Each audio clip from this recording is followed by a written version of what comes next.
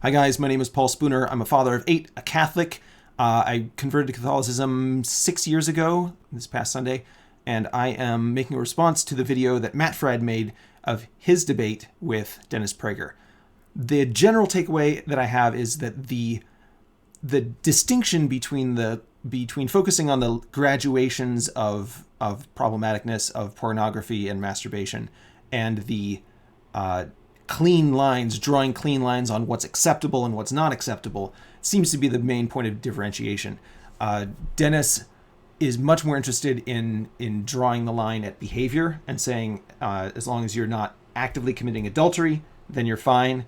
And it would be good if you weren't masturbating. It would be good if you weren't looking at pornography, but it's not really that big of a deal.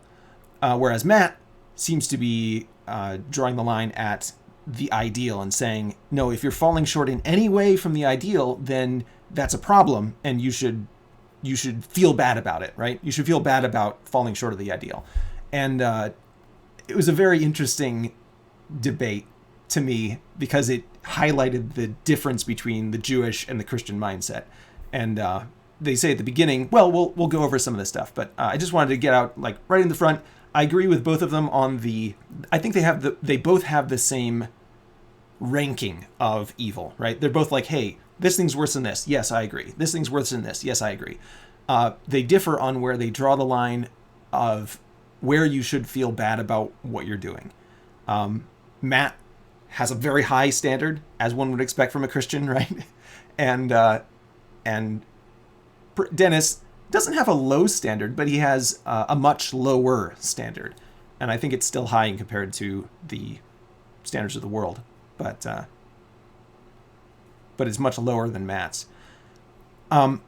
So Matt asked for this video. Dennis didn't, as far as I know, didn't ask for it. But Matt asked for some feedback on what he could have done better and what how it went and what we thought of it. As a matter of Catholic doctrine, I agree with Matt that any sin is problematic and we should strive to eliminate it. But I think there is a tendency, and I think Matt would probably acknowledge this, of Orthodox Christians to some level of scrupulousness, that is not just it's not purely righteous, and I think would in fact be harmful. So I think it would have been helpful for Matt to acknowledge that falling into scrupulousness is a hazard, and that he acknowledges that there's a problem there. Just saying, here's the standard, and this is what we should be shooting for. Dennis is basically saying, I agree that that's the ideal, and he does say that at one point. He's like, I agree with you. This is the ideal that we should all be shooting for, but it's not really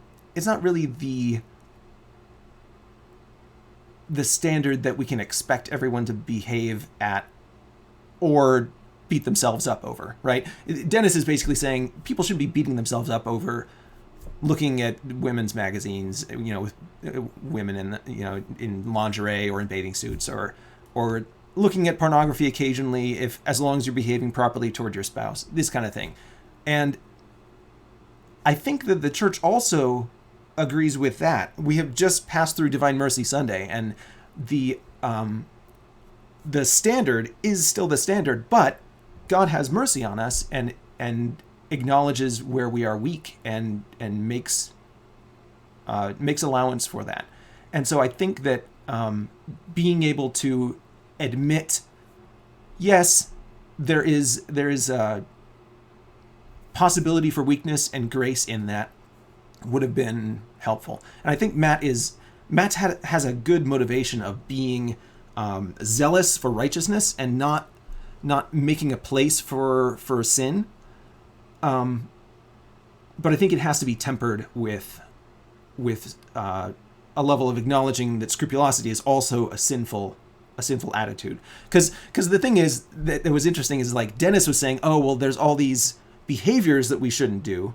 But then all of these thoughts, it's not really a big problem. If you've got a bad thought, as long as you don't act on it, what's the harm in that? And Matt saying, oh, well, your thoughts really matter. But then Matt never acknowledges but your thoughts matter on the other side, right? If you're thinking that you're being sinful by being attracted to someone that you shouldn't be attracted to, or that being attracted to someone that you couldn't act out the fullness of that attraction with, that's also sinful. And so I think it would have been helpful for Matt to have balanced his ideas, because it seemed like what Matt was saying is the thoughts are really bad when you are leaning toward acting something out, but that he never addressed the thoughts are really bad when you beat yourself up for wanting something without engaging with that desire and making it into covetousness.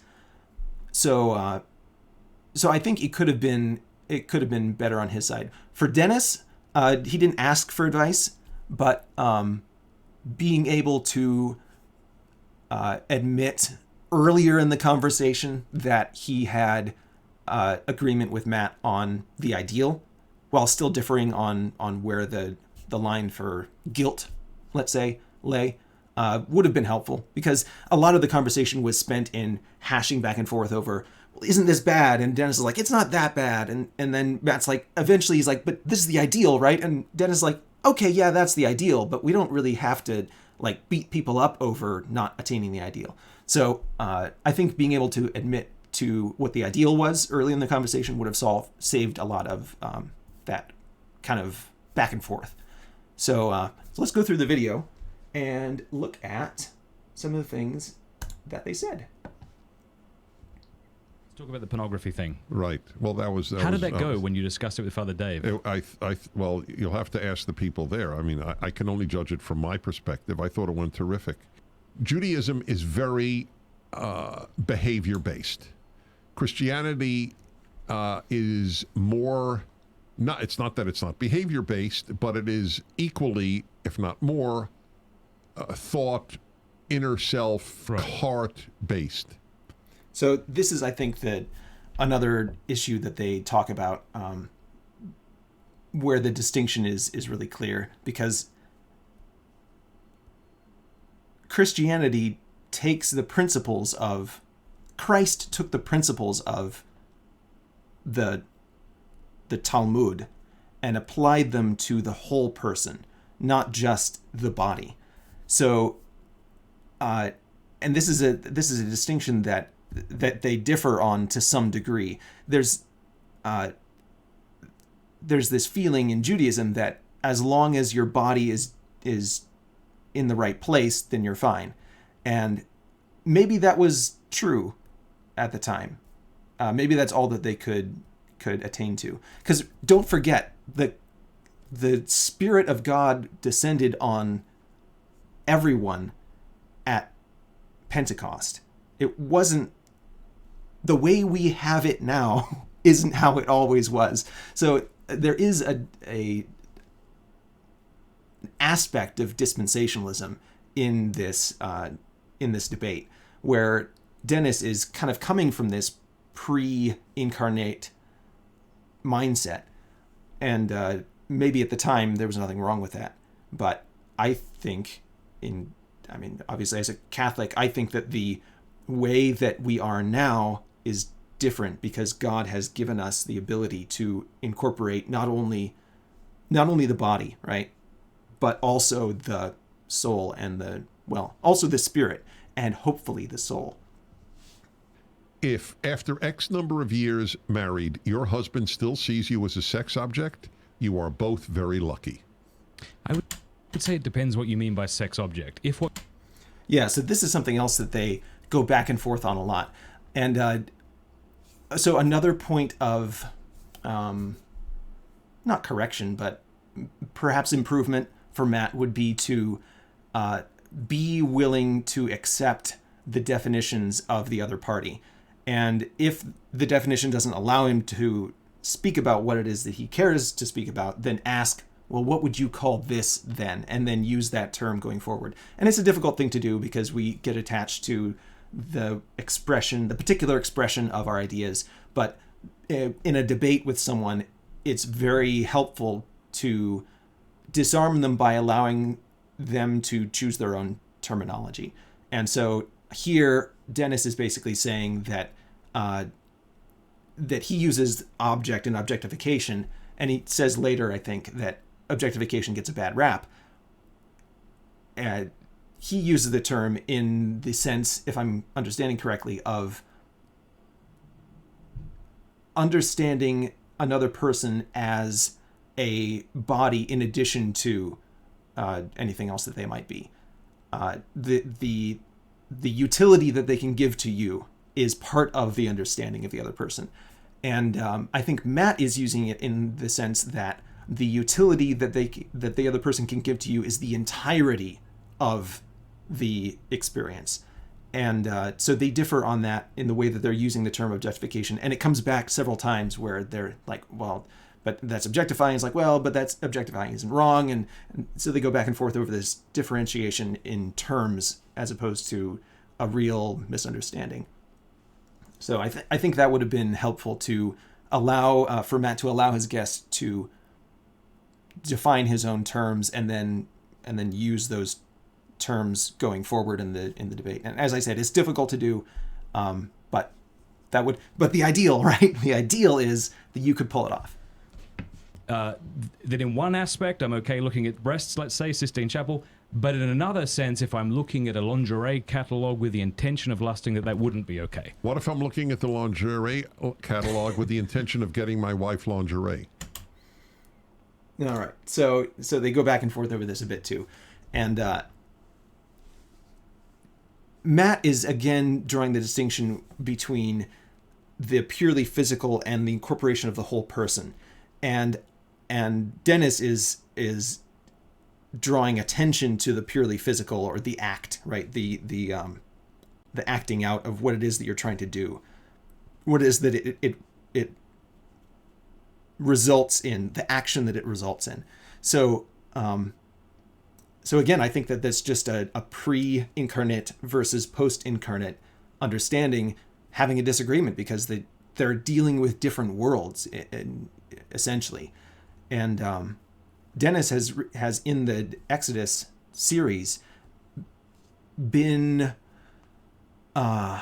moving toward an incarnate understanding, and I think that's really admirable of him to be willing to reconsider his position. And I think it would be gracious of Matt to suspend to some degree his post-incarnate comprehension and take up the position of the pre-incarnate, purely physical, purely bodily kind of Judaism that Dennis is trying to advocate for, and steelman it, essentially, to be willing to steelman his interlocutors. They're not really opponents, and this wasn't really a heated debate. It's a bit of a clickbait title, but being willing to steelman Dennis's position from the perspective that Dennis is not attempting to grapple with God in a post-incarnate sense. So, the sin was not that he spilled the seed. The sin was that he didn't have intercourse with his brother's widow. So, the Catholic would say that reason would show us that masturbation is disordered, that pornography is disordered, because it takes a natural act, which is good, and it thwarts the end of it. That's why I use the example What about a man who can't attract a woman? He should spend his life, obviously, then. Yes, because masturbation is not like urination. It's not something you need to do, or else you're going to become neurotic and die somehow. You're not going to find anybody in the morgue with a tag on their toe that says virgin or something. All right. So this is the difference between them on masturbation is another point of divergence, I think, where Dennis is holding the strict. This is why Christ had the teaching, right? Dennis is before the Sermon on the Mount, and Matt is after the Sermon on the Mount, and Matt is basically saying, can't you see the Sermon on the Mount means this? And Dennis is saying, I don't believe in the Sermon on the Mount, right? So they're in this. They're in two worlds, essentially. They're in two very different worlds. They're not so different from each other compared to the secular world. But compared to each other, if you draw out that distinction, Christ is in the middle of it, right? Christ is at the crux on the cross, dividing those two worlds, and being emphatic that, oh, well, reason can get you there. No, it can't, right? Christ had to get us there. And once you're on the other side, you can say, oh, well, I can see now how reason supports this, and how tradition supports this, and how biology supports this, and how all these things kind of come together in supporting the understanding that was revealed through Christ. But Christ is the revelation, and without him, Matt shouldn't expect Dennis to agree with him on any of these points of difference. I mean, the points of difference exist because we couldn't have gotten there without Christ. So I think Jesus is the heart of this conversation, and that they very rarely touch on it is also a little disappointing. But they're in the moment. They're trying to have a real conversation, and I appreciate that. And I like too how Matt said, I appreciate this about you, that you're calling people to do the hard thing and to stand up for what's right. And so it's good that he could acknowledge the strengths of his opponent in the debate. But Matt seems to think that Matt's stance seems to make it feel that the incarnation wasn't necessary for us to understand these mysteries, the mysteries that adultery can. That the sin of adultery can be ramified into the entirety of the human being, and that in order to reverse that, you have to reverse it in the entirety of the human being.